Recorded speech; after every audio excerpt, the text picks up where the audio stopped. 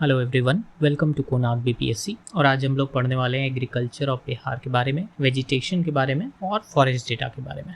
मैं ज़्यादा focus agriculture पर रखूँगा इस वीडियो में। बहुत सारे बच्चों के मन में आ रहा होगा एग्ज़ाम डेट आगे बढ़ेगा कि नहीं, रिवीजन अच्छा नहीं है और अभी क्या करना चाहिए। तो देखिए, एग्ज़ाम डेट बिल्कुल भी आगे नहीं बढ़ने वाला है। एग्ज़ाम आपका 26 जुलाई को ही होने वाला है, तो इसमें कोई भी परिवर्तन नहीं होने वाला है। रिवीजन आपने जो भी पढ़ा है अभी तक, आप उसी को दोबारा रिवाइज़ करें, नई चीज़ें ना पढ़ें।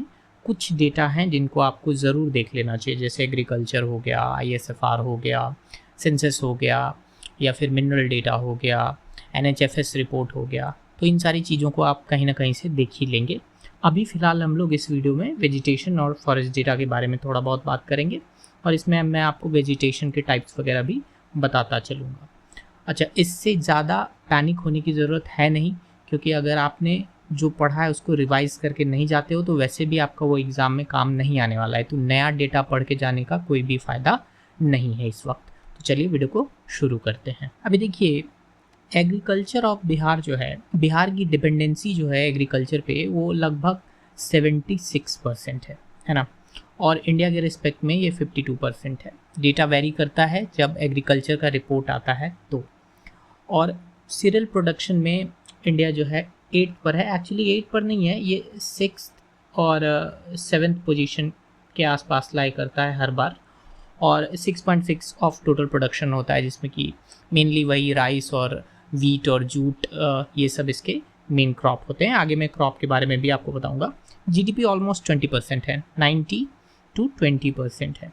ये एग्रीकल्चर और एनिमल हस्बेंड्री मिला करके, यानी पशुपालन को और कृषि को, दोनों को जब हम जोड़ते हैं तो उससे जो GDP निकलता है हमारा, वो लगभग 20% होता है। एग्रीकल्चर का नेट शोन एरिया, यानी आप जितने एरिया में आप खेती कर सकते हैं, टोटल जो आपका एग्रीकल्चर के लिए एरिया है, उस एरिया में जो आप खेती कर पा रहे हैं वो 54.2% है। क्रॉपिंग इंटेंसिटी 144% है। देखिए, 100% इंटेंसिटी होने का मतलब है कि जितना एरिया आपको क्रॉपिंग के लिए मिल रहा है उस पर आप मैक्सिमम क्रॉप्स जो है, पैडी जो है, आप उगा पा रहे हैं या कल्टीवेट कर पा रहे हैं। बट 144% का मतलब है कि हमारे यहाँ ज़मीन कम है बट हम खेती ज़्यादा कर सकते हैं। ड्यू टू, आप जानते हैं, गैंगेटिक प्लेन का एरिया है, तो इस वजह से ये इंटेंसिटी ज़्यादा रहती है। इंडियन एग्रो क्लाइमेटिक जोन के बारे में बात की गई है। अभी पहले हम लोग देख लेते हैं कि क्लाइमेटिक जोन होता क्या है। ठीक है, तो देखिए, इंडिया जो है, इसको कोपेन का स्कीम आपने ज्योग्राफी में पढ़ा होगा, जिसमें कोपेन ने पूरे ग्लोबल वर्ल्ड में अलग अलग लेवल पर जो है वो क्लाइमेट रीजन्स को बांटा हुआ है। बट इंडिया को जो बांटा हुआ है उसमें हमारा जो बिहार है वो CWG रीजन में आता है। अच्छा, CWG रीजन का मतलब होता है कि मानसून टाइप, और वहाँ पर एक ड्राई विंटर का जो है मौसम रहता है वहाँ पर। तो अभी फ़िलहाल हमको सिर्फ इस रीजन का जानना है ना, ये बिहार के रीजन का जानना है। तो यहाँ पे CWG है। ठीक है, अभी चलिए देखते हैं CWG रीजन में बिहार का जो एग्रो क्लाइमेटिक जोन है ये कितने टाइप में बटा हुआ है। तो देखिए, मैंने यहाँ पे लिख रखा है, ये टोटल 3 जोन्स में डिवाइडेड है। एक तो जोन 1 है, दूसरा जोन 2 है, और जोन 3 2 में बटा हुआ है, क्योंकि ये साउथ का एरिया है और साउथ में ईस्टर्न और वेस्टर्न दोनों साउथ के रीजन जो हैं वो बटे हुए हैं, जो कि ये आपको यहाँ पे दिख रहा होगा, ये ईस्टर्न और वेस्टर्न में जोन 3 बटा हुआ है। यहाँ पे ये जोन 3 है और ये भी जोन 3 है। अब यहाँ पे एक क्वेश्चन आपको बहुत अच्छे से फ्रेम हो सकता है कि अगर आपको जोन के बारे में पूछता है और वहाँ ऑप्शन दे देता है कि टोटल जो सब एग्रो क्लाइमेटिक जोन है वो कितने हैं, 3 हैं, 4 हैं, 5 हैं या 6 हैं, तो इसमें जो है बच्चे अक्सर गलती करेंगे और वो 3 मार के आएंगे आंसर में। जबकि आप देख लीजिए कि जो जोन 3 है वो 2 पार्ट में डिवाइडेड है, जिसमें A और B दोनों ही आता है। अच्छा, जोन, एग्रो क्लाइमेटिक जोन होते क्या हैं? तो एक्चुअली में ये जोन जो होते हैं ये हेल्प करते हैं हम लोगों को प्लानिंग करने में कि क्रॉप्स को किस तरीके से मैनेज करना है, क्योंकि इरिगेशन तो सालों भर एक जैसा मिलेगा नहीं, रेनी सीजन तो सालों भर रहेगा नहीं। तो हमारा जो क्रॉप है उसको कैसे इरिगेट किया जाए और रिसोर्स का मैनेजमेंट कैसे किया जाए, किस क्रॉप को किसके बाद रिप्लेस करेंगे, रबी, खरीफ, ये जो क्रॉप्स हैं आगे मैं बताऊंगा, इसमें उनको कैसे यूटिलाइज कर सकते हैं। अभी देखिए, बिहार एग्रो क्लाइमेटिक जोन जो है, जिसमें अभी जोन 1 जोन 2 के बारे में बात की थी हमने, तो पहला जोन जो है वो नॉर्थ वेस्टर्न एलुवियल प्लेन में आता है। नॉर्थ वेस्टर्न, नॉर्थ वेस्ट का मतलब ऊपरी हिस्सा जो वेस्ट की तरफ पड़ता है, यानी कि आप जो वेस्ट चंपारण का हिस्सा देख रहे हैं, ये सारा जो नीचे का हिस्सा है वो पूरा एलुवियल प्लेन का हिस्सा आता है। अच्छा, इस एलुवियल प्लेन के हिस्से में क्या क्या है, तो देखिए सॉइल जो है वो एसिडिक से नेचुरल है लगभग, है ना, एसिडिक भी है बट थोड़ा नेचुरल लेवल का एसिडिक है, यहाँ पे देखिए, है ना, सैंडी है, लोमी है ना, थोड़ा क्ले जो है वो लोमी है। और लोमी का मतलब होता है कि बहुत ज़्यादा चिकनी मिट्टी नहीं है, उसमें थोड़ा बालू भी मिक्स है ना। और क्रॉप्स जो है वो राइस है, वीट है, शुगर केन है, पोटैटो है, मैंगो है, लीची है, मेज़ है, ऑयल सीड्स है, ऑलमोस्ट सभी तरह के क्रॉप्स जो है यहाँ पे कल्टीवेट किए जाते हैं। टेम्परेचर 36 डिग्री मैक्सिमम होता है और मिनिमम 8 डिग्री तक जाता है। रेनफॉल 125 सेंटीमीटर तक मैक्सिमम जाती है, ज़्यादा रेनफॉल है नहीं हमारे नॉर्दर्न रीजन में, इस वजह से वहाँ के जो एरियाज़ हैं, अभी फॉरेस्ट रिपोर्ट में जब हम लोग चलेंगे तो वहाँ देखेंगे कि जहाँ कम बारिश हो रही है वहाँ पर कैसे जो है हमारा फॉरेस्ट एरिया जो है वो कैनोपी में बदल जाता है, ज़्यादा डेंस फॉरेस्ट नहीं होते हैं, MDF वगैरह मिलता है, मीडियम डेंस फॉरेस्ट है, या ओपन फॉरेस्ट एरिया ज़्यादा है वहाँ पे, ये हम लोगों को देखने मिलता है। अच्छा, जोन 2 में जब हम लोग आते हैं तो जोन 2 जो है वो नॉर्थ ईस्टर्न एलुवियल प्लेन का हिस्सा है और इसमें सॉइल जो है मोस्टली एसिडिक नेचर का होता है, ठीक है। और जितना ज़्यादा एसिडिक नेचर का होगा वहाँ पर क्ले फॉर्मेशन उतना थोड़ा कम देखने को मिलेगा और सैंडी फॉर्मेशन ज़्यादा देखने को मिलेगा, इसीलिए यहाँ पे सैंडी और लूमी होता है सॉइल हमारा। टेम्परेचर मैक्सिमम 34 डिग्री सेल्सियस होता है और मिनिमम जो है 9 डिग्री सेल्सियस होता है। अच्छा, जब मेजर क्रॉप्स की बात यहाँ करते हैं, जब हम लोगों ने नॉर्दर्न मतलब नॉर्थ वेस्टर्न पार्ट में देखा था तो यहाँ पे जो क्रॉप्स होते थे वो ऑलमोस्ट सारे क्रॉप्स हम लोगों को मिल जाते थे, फल भी हो रहे हैं, सब्जियां भी हो रही हैं, है ना, और जो हमारे राइस वीट ये सब हैं ये भी हो रहे हैं। बट जब हम लोग मेजर क्रॉप्स के रीजन में थोड़ा ईस्टर्न जोन की तरफ आते हैं, ईस्टर्न एलुवियल प्लेन की तरफ आते हैं, तो जिसमें ईस्टर्न जोन में जब आप कोसी बेल्ट को देखते हैं ना तो वो आपकी ईस्टर्न जोन में फॉल करता है, ठीक है। देखिए यहाँ पे मैंने इमेज में यहाँ दिखा रखा है, ये वाला जो एरिया है हमारा, ये वाला जो एरिया है ये ईस्टर्न जोन में फॉल करने लगेगा। तो जैसे जैसे इधर बढ़ेंगे हम लोग, यहाँ पे हम लोगों को मिलेट्स देखने को मिलेंगे, फॉक्सनट देखने को मिलेंगे, है ना, जूट और टीबी देखने को मिलेगा। अच्छा, ईस्टर्न जोन में ही एक एरिया है जो बहुत ज़्यादा फेमस है फॉक्सनट के लिए, और बहुत बार ये मतलब टॉप पे भी रहता है डिस्ट्रिक्ट में, और बहुत बार सेकंड टॉप पे भी रहता है, दैट इज़ दरभंगा, याद रखिएगा दरभंगा। बट अभी मैं आपको इसके बारे में और भी बताऊंगा। रेनफॉल 145 सेंटीमीटर होता है, ठीक है। जोन 3 जो है वो जोन 3A है, एक्चुअली A और B मैंने बताया था अभी जस्ट कि A और B 2 पार्ट में डिवाइडेड होंगे। यहाँ का जो सॉइल है वो एक्चुअली में कैसा है, सैंडी और लूमी है ना, येलो सॉइल मिलता है मोस्टली यहाँ पे देखने के लिए, है ना। अच्छा, ये एरिया कैसा है, साउथ बिहार का एरिया है, साउथ बिहार का एरिया है। तो साउथ बिहार के एरिया में ये ईस्टर्न साउथ बिहार का जो एरिया है वो निचला हिस्सा होता है। अच्छा, यहाँ पे ईस्टर्न नहीं लिखा हुआ है, मैं लिख देता हूँ, आप कंफ्यूज ना हो, है ना। ये ईस्टर्न रीजन है, ठीक है, ये ईस्टर्न रीजन है।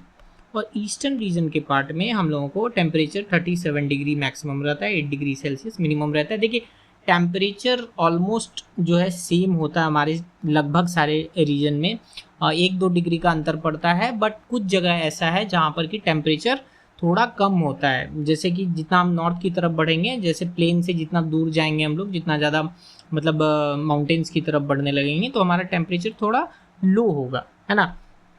तो यहाँ पे जो मेजर क्रॉप्स होते हैं, अब देखिए जोन 3A जो है हमारा वो ईस्टर्न साउथ बिहार के पास है, गैंगेटिक प्लेन के एकदम नज़दीक है। तो यहाँ पे हमको लगभग सारे के सारे जो मेन क्रॉप्स हैं जैसे rice, wheat, millets, potato, pulses, mango, guava, ये सब सारे देखने को मिलते हैं। अच्छा, रेनफॉल भी यहाँ पे ठीक ठाक है, 110 सेंटीमीटर तक का रेनफॉल देखने को मिलता है। अच्छा, अब जोन 3B को थोड़ा हम लोग डिटेल्ड में देखेंगे क्योंकि यहाँ पे बहुत बड़ा एरिया कवर करता है ये, है ना। देखिए मैंने यहाँ पे इमेज लगा रखी है, देखिए ये बहुत बड़ा एरिया कवर करता है, ये जो एरिया है ये बहुत बड़ा एरिया कवर करता है, ये पूरा का पूरा जोन 3B का एरिया है और बहुत बड़ा एरिया कवर करता है ये, ठीक है। तो इस एरिया में साउथ वेस्टर्न जो एरिया है इसमें बड़े बड़े डिस्ट्रिक्ट्स आते हैं, जैसे पटना आता है, भोजपुर, बक्सर, रोहतास, कैमूर, है ना, ये सारा रीजन आता है, गया, जहानाबाद, अरवल, है ना, नालंदा वगैरह सब आता है। यहाँ का जो सॉइल टाइप है वो ओल्डर एलुवियल है। ओल्डर एलुवियल सॉइल का मतलब है कि पुरानी जलोढ़ मिट्टी जो है उसमें हैवी क्ले बनता है ना, और बहुत ज़्यादा मॉइस्ट का रिटेंशन कर सकती है, इसीलिए यहाँ पे जो है क्रॉप्स बहुत जल्दी जो है बढ़ते हैं, बहुत ज़्यादा इसमें क्रॉप बनेगा। अच्छा, एक और चीज़ है, ताल सैंड सॉइल्स भी यहाँ पर होते हैं जो गैंगेटिक रीजन में मिलते हैं देखने को, है ना, जिसका टेक्सचर जो है वो आपने मूर्तियाँ देखी होंगी, उसमें बनाने में बहुत ज़्यादा यूज़ भी होते हैं। रेनफॉल जो होता है वो लोएस्ट होता है बिहार में, इस एरिया में लगभग एवरेज 100 to 115 सेंटीमीटर होता है एनुअली, है ना। टेम्परेचर मैक्सिमम चला जाता है यहाँ पे, मैक्सिमम टेम्परेचर, सबसे ज़्यादा टेम्परेचर यहीं पे रहेगा, 42 डिग्री सेल्सियस से 43 डिग्री सेल्सियस जाता है। और ये ड्राउट प्रोन एरिया भी लगभग कहलाता है, क्योंकि यहाँ पे हीट वेव्स बहुत ज़्यादा चलते हैं ना समर के टाइम में, है ना। और मिनिमम जो होता है 9 to 11 डिग्री तक ही विंटर में रहता है यहाँ पे। मेजर क्रॉप्स जो हैं वो राइस, पैडी हो गया खरीफ सीजन में, और रबी सीजन में वीट, ग्राम, लेंटिल्स, मस्टर्ड और लिनसीड वगैरह सब कुछ मिल जाते हैं यहाँ पे।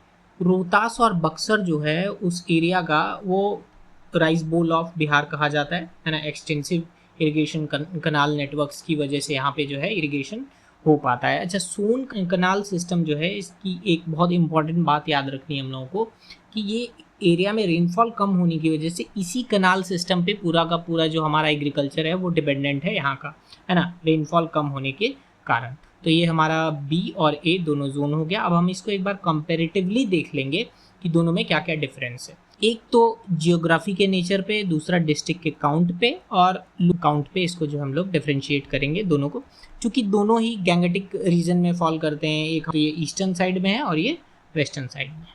अच्छा, इसमें नंबर ऑफ डिस्ट्रिक्ट 6 है, इसमें नंबर ऑफ डिस्ट्रिक्ट 11 है। मेजर डिस्ट्रिक्ट में यहाँ भागलपुर, बांका, मुंगेर, जमुई, लखीसराय, शेखपुरा आता है, और यहाँ पे पटना, भोजपुर, बक्सर, रोहतास, कैमूर, गया, जहानाबाद, अरवल, औरंगाबाद, नालंदा और नवादा भी आता है ना। अभी देखिए सॉइल टेक्सचर जो है यहाँ का, ये सैंडी होता है ना, और क्लेई भी होता है। High presence of alluvial structural variation होता है, यानी पे बहुत ज़्यादा एलुवियल स्ट्रक्चर होता है यहाँ के मिट्टी का, और यहाँ पे हैवी क्ले लोम बनता है और ओल्डर एलुवियल है। ये ध्यान रखिएगा कि जोन बी में ओल्डर एलुवियल मिलता है। अगर यहाँ पे क्वेश्चन फ्रेम करता है एग्जामिनर कि कौन से इनमें से कौन से रीजन में जो है वो ओल्डर एलुवियल सॉइल मिलता है, तो आप याद रखिएगा जोन बी में मिलता है। और जोन बी में जो मिलता है ओल्डर एलुवियल सॉइल, उसी को हम लोग बांगर भी बोलते हैं। रेनफॉल जो है वो यहाँ पे थोड़ा हायर होता है, ठीक है, क्योंकि यहाँ पे ईस्टर्न ह्यूमिड जोन बनता है। अब जब आपने ज्योग्राफी पढ़ी होगी तो आपने ह्यूमिड जोन्स के बारे में पढ़ा होगा कि एक डिफरेंट एरिया होता है जहाँ पर कि जोन क्रिएट होता है, और मानसून का जो रिटर्निंग फेज़ है या एंटरिंग फेज़ है, और लोअर वेरियस प्रेशर जो होता है वो कहाँ कहाँ पर बनता है, अलग अलग डिफरेंट जोन में, ठीक है। तो लोएस्ट एवरेज रेनफॉल जो होता है वो हमारे वेस्टर्न जोन में होता है, जबकि उससे थोड़ा हायर होता है ईस्टर्न जोन में, है ना।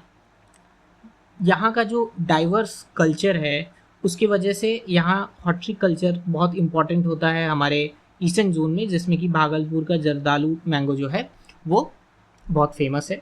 और यहाँ जो है राइस ऑफ बॉल कहा जाता है रोहतास और बक्सर को, और सोन कनाल सिस्टम से ये जुड़ा हुआ है। अभी देखिए एक इम्पॉर्टेंट पॉइंट हम लोग यहाँ देखेंगे कि मेजर क्रॉप्स जो हैं बिहार में, मेजर क्रॉप्स, उसमें कौन कौन से क्रॉप कब कब लगाए जाते हैं। क्योंकि बहुत बार क्या होता है क्रॉप को आपको मिलाने के लिए दे देगा, मैचिंग वाले में दे देगा कि इसमें कौन सा क्रॉप आता है, इसमें कौन सा क्रॉप आता है, तो वहाँ पे थोड़ा फंसने के चांसेस होते हैं। तो उसके लिए मैंने ये अलग से लगा रखा है। देखिए खरीफ जो है उसको जून से सितंबर के टाइम में हम लोग लगाते हैं, और इसमें मोस्टली पैडी आता है, शुगर केन आता है, ज्वार और बाजरा आता है। रबी क्रॉप जो होता है अक्टूबर से मार्च के टाइम में लगाते हैं। वीट, मस्टर्ड, ग्राम, बार्ली और मेज आता है। अच्छा, ये कौन सा मेज है? देखिए रबी मेज जो है ना वो बहुत ही इंपॉर्टेंट होता है। क्यों इंपॉर्टेंट होता है?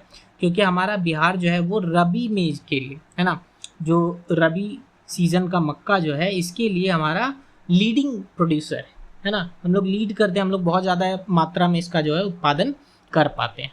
अच्छा, जैद में अप्रैल और जून के महीने में लगाया जाता है, जिसमें पल्सेस हैं, क्यूकम्बर है, वेजिटेबल। मोस्टली इस टाइम में जो है ना आपको वेजिटेबल्स वगैरह ज़्यादा देखने को मिलेंगे। लेकिन एक समर राइस है, ध्यान रखिएगा, जिसको हम लोग बोरो के नाम से भी जानते हैं।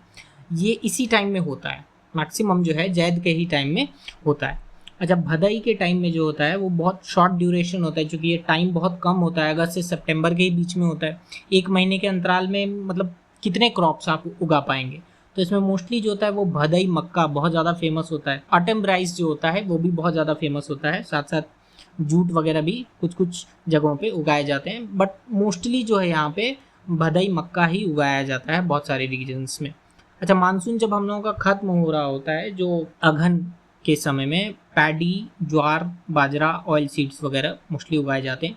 लेकिन एक चीज़ है जो बहुत ही इम्पॉर्टेंट है, जिसका बहुत ज़्यादा मतलब नाम है, बहुत फेमस है।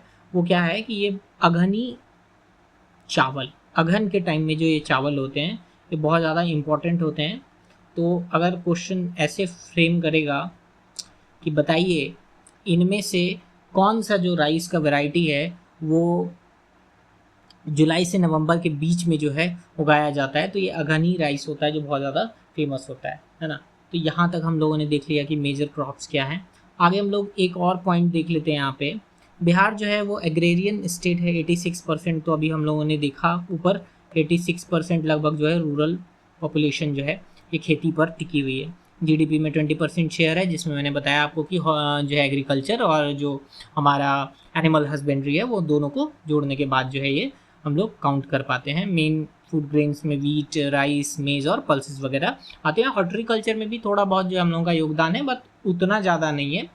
बिहार जो है वो लार्जेस्ट प्रोड्यूसर ऑफ लीची है। हॉर्टिकल्चर में सबसे इंपॉर्टेंट बात यही है कि हम लोग जो है लीची के मामले में बहुत ज़्यादा टॉप पर है। अच्छा, कौन सी लीची? तो स्पेशल एक शाही लीची है जो मुजफ्फरपुर में उगाई जाती है। इसको जीआई टैग भी मिला हुआ है 2018 में।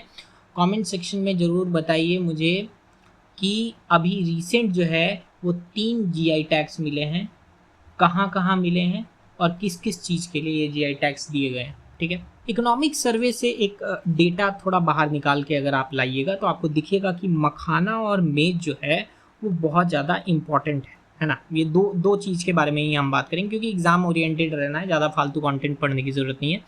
मखाना जो फॉक्सनट है वो उसमें हमारा बिहार रैंक 1 पर आता है। मोस्टली हम लोग 85% to 90% इंडिया में कंट्रीब्यूट कर देते हैं। और जो बिहार के अंदर में है, अभी देखिए यहाँ मधुबनी देख के आप चौंकिएगा मत, मैंने अभी कुछ देर पहले दरभंगा डिस्कस किया था। तो ऐसा है कि मधुबनी और दरभंगा जो है ना वो आगे पीछे होते रहते हैं। मोस्टली इस बार जो है मधुबनी ने 20% लगभग जो है जनरेट किया है स्टेट का टोटल आउटपुट। तो मधुबनी भी होता है और दरभंगा भी होता है। ये डिफ्रेंशिएट करता है, हर बार इकोनॉमिक सर्वे में पता चलता है कि अभी कौन सा स्टेट जो है वो टॉप पर, मतलब डिस्ट्रिक्ट जो है टॉप पर चल रहा है। ठीक है, मेज़ में जो है हम लोग थर्ड पर हैं, कर्नाटका पहला है और मध्य प्रदेश दूसरा है। और बिहार जो है वो लगभग 12.6% शेयर करता है इंडिया का टोटल आउटपुट में, है ना। मेज जो है वो अभी खरीफ, रबी और जैद, अभी देखिए मैंने जस्ट अभी आपको यहाँ पे बताया है कि मेज जो है वो जैद के टाइम में भी मतलब उगाया जाता है, खरीफ के टाइम में भी उगाया जाता है, रबी के टाइम में भी उगाया जाता है। और देखिए यहाँ पे वही चीज़ बोल रहा है कि ऑल सीजन्स में होता है, लेकिन अलग अलग सीजन्स में होता है ना। जिसमें मोस्ट फेमस ये रबी वाला जो मक्का है उसमें हम लोग टॉप पर है ना। रबी सीजन यहाँ लिखा हुआ है, driven by high yielding hybrid seeds, है ना। रबी सीजन में बहुत ज़्यादा हाई यील्डिंग वैरायटी में होता है। अच्छा, कुछ और मेजर क्रॉप्स हैं, जैसे लीची में अभी तो हम लोग फर्स्ट पे चल रहे हैं, अकाउंटिंग 40% ऑफ नेशनल प्रोड्यूस, है ना। मशरूम में भी, है ना, one of the leading 44,000 metric tons annually हम लोग जो है कर लेते हैं। जूट में सेकंड पे चल रहे हैं, क्योंकि जूट में जो है वेस्ट बंगाल फर्स्ट पर चल रहा है ना। और पूर्णिया और कटिहार उसके बाद जो है आता है। और जूट में वेस्ट बंगाल बहुत ही ज़्यादा आगे है, लगभग 91% समथिंग है। अच्छा, ध्यान रखिएगा हनी जो है वो फ्लोरिकल्चर में आता है ना। फ्लावर से हम लोग जो उसको प्रोड्यूस करते हैं तो वो फ्लोरिकल्चर में आता है और वो बी कीपिंग क्लस्टर जोन में आता है। ये अलग है, ये जब आप पढ़िएगा वेजिटेशन के बारे में अच्छे से, तब आपको इन्वायरमेंट एंड इकोलॉजी में ये बात आपको समझ में आएगी। वेजिटेबल्स जो है वो हम लोग बहुत ज़्यादा पोटैटो, अनियन और कॉलीफ्लावर का प्रोडक्शन करते हैं। राइस जो है, राइस में एक स्टेपल फूड है, तो इसमें लगभग हम लोग 21% ग्रोथ लीप लेते हैं हर बार, और अभी 5th पोजीशन पर चल रहे हैं। वीट जो है वो 6th पोजीशन पर चल रहे हैं। तो मोस्टली आपको ये टॉप 3 याद रखना है, लीची, मशरूम और जूट, बहुत हो जाएगा, इनफ हो जाएगा। अब हम लोग चलते हैं, थोड़ा बहुत देख लेते हैं ये फॉरेस्ट रिपोर्ट पर। ऐसे आपने फॉरेस्ट रिपोर्ट जो है किसी न किसी मैगजीन से कवर की होगी, बट मैंने उतना ही डेटा लिया है जो एग्जाम में रिलेवेंट है, जो आने के चांसेस ज़्यादा है, मैंने वही डेटा लिया है। 2023 में VDF जो है हमारा वेरी डेंस फॉरेस्ट जो है वो 2021 में 333 लगभग था, अभी 387 हो गया है, 5.1% जो हम लोगों को बढ़ के हो गया है। मॉडरेट जो है MDF जो है वो 3286 था, अभी जो है 3284 हो गया है ना, तो ये लगभग 43% है। ओपन फॉरेस्ट जो है वो 3762 था, अभी 3861 हो गया, जो लगभग 51% है ना। अच्छा, ये 51.3% या 43.6% ऐसे याद रखने की ज़रूरत नहीं है, मोटा मोटी आपको याद रखना है कि ये 43% है या 51% है। ये 44% पिछला रिपोर्ट था, अभी 51% है। टोटल याद रखिएगा, बहुत ही इंपॉर्टेंट है, क्योंकि टोटल जो है ना बहुत बार पूछ लेता है, डायरेक्टली पूछ लेता है कि जो टोटल फॉरेस्ट है वो कितना है, तो 7381 स्क्वायर किलोमीटर है 21 का डेटा, और अभी 23 के डेटा में ये बढ़ के कितना हो गया है 7532 स्क्वायर किलोमीटर। अच्छा, ये 3 पार्ट में हमारा बिहार जो है वो डिवाइडेड है। ध्यान से देखिए, अगर आप इस इमेज को देखेंगे जो मैंने लगाया है यहाँ पे, ये 3 पार्ट में डिवाइडेड है। एक तो आपको दिख जाएगा कि वेस्टर्न का जो पार्ट है, नॉर्थ वेस्टर्न का पार्ट है उसमें, और एक आपको दिख जाएगा कि नॉर्थ ईस्टर्न का पार्ट है, और नीचे का पूरा ये जो हिस्सा है झारखंड वाला एरिया आता है, रीजन आता है, वहाँ पे ही हम लोगों को VDF देखने को मिलता है, वेरी डेंस फॉरेस्ट देखने को मिलता है। और जो VDF कवर है हम लोगों का, ये लगभग जो है 387 स्क्वायर किलोमीटर का है ना। ये नया डेटा अभी जो ऊपर मैंने यहाँ पे दिखाया, वही डेटा यहाँ पे मैंने मैप के थ्रू शो कर दिया। सबसे इम्पॉर्टेंट बात कि जब भी वेरी डेंस फॉरेस्ट की बात करेंगे हम लोग, तो ये बढ़ के 387 हो गया है, तो मॉडरेट डेंस फॉरेस्ट जो है वो घट के जो है वो 3284 हुआ है। तो यहाँ डिक्रीज दिख रहा है हम लोगों को, यहाँ पे इंक्रीज दिख रहा है, मैं इसको थोड़ा मार्क कर देता हूँ। यहाँ पर जो है ये डिक्रीज हो गया, ये क्या हो गया है, डिक्रीज हो गया है ना, और यहाँ पे दिख रहा है हम लोगों को ये इंक्रीज हो गया है। ठीक है, हाईएस्ट रिकॉर्ड जो है फॉरेस्ट किस किस डिस्ट्रिक्ट में है, ठीक है, इसको ज़रूर आप 2-3 बार पढ़ के जाइएगा इस डेटा को, क्योंकि इससे क्वेश्चन ज़रूर से ज़रूर आएंगे, बहुत इंपॉर्टेंट है। कैमूर जो है वो फर्स्ट पोजीशन पे है, मोस्टली आपको टॉप वाला ही याद रखना है बेसिकली, है ना, जो 30.51% का जो इंक्रीज़ हुआ है, हाईएस्ट मतलब फॉरेस्ट रिकॉर्ड है इसके पास, सबसे ज़्यादा वन आच्छादन इन्हीं के पास है, मतलब कैमूर के पास है। और लोएस्ट रिकॉर्ड जो फॉरेस्ट कवर है वो शेखपुरा के पास है, और 0.12% है ना। हाईएस्ट इंक्रीज जो हुआ है वो भागलपुर में हुआ है, और 33.82% लगभग हुआ है। और जो लोएस्ट इंक्रीज जो फॉरेस्ट में हुआ है वो कैमूर में हुआ है, और वो -35.35% है लगभग। तो देखिए, कैमूर ऑलरेडी ध्यान रखना है आपको कि हाईएस्ट फॉरेस्ट कवर है इसके पास, और lowest increase in forest cover भी कैमूर ही कर रहा है। तो एक तो ये आपको बात याद रखनी है कि यहाँ पे दोनों ही चीज़ हो रहा है, ये हाईएस्ट पे भी चल रहा है और ये लोएस्ट पे भी चल रहा है, दोनों ही चीज़ याद रखनी है आपको, है ना। और इस डेटा में ये चारों पॉइंट बहुत ज़्यादा इंपॉर्टेंट है, बाकी फिर जमुई नवादा वगैरह टॉप 3 में आप देख सकते हैं, सारा का सारा डेटा यहाँ दिया हुआ है। अच्छा, एक बात और ध्यान में रखिएगा कि गोपालगंज, जहानाबाद, यहाँ पे जिनमें lowest record of forest cover है वो लगभग सेम है, 56 और 66 है, तो कंफ्यूज नहीं करना है यहाँ पे, है ना। और जमुई और नवादा वाले सेक्शन में भी यहाँ पे देखिए मुंगेर को नीचे कर दिया है, आपको ध्यान रखना है इस बात को कि मुंगेर को 3rd पे रखना है ना। ये मुंगेर जो है मुंगेर को 3rd पोजीशन पे रखना है, और नवादा जो है नवादा को 4th पोजीशन पे रखना है। तो यहाँ तक तो हमारा ये फॉरेस्ट डेटा हो गया कि कहाँ पे फॉरेस्ट कवर सबसे ज़्यादा है, हाईएस्ट है, कहाँ पर लोएस्ट फॉरेस्ट कवर है, किस में ज़्यादा इंक्रीज़ हुआ है, किस में कम से कम इंक्रीज़ हुआ है ना। ये स्क्वायर किलोमीटर जो रिपोर्ट हमने वहाँ पे परसेंटेज में देखी थी, उसका ये स्क्वायर किलोमीटर है, यानी कि डेटा दिया हुआ है डायरेक्टली। तो ये 1025.68 स्क्वायर किलोमीटर, 1025 याद रखेंगे तो भी आपको कोई दिक्कत नहीं होने वाली है। सेकंड पोजीशन पे वेस्ट चंपारण है जिसमें 908.23 हुआ है स्क्वायर किलोमीटर। तीसरे पोजीशन पे रोहतास है जिसमें 668.06 स्क्वायर किलोमीटर हुआ है।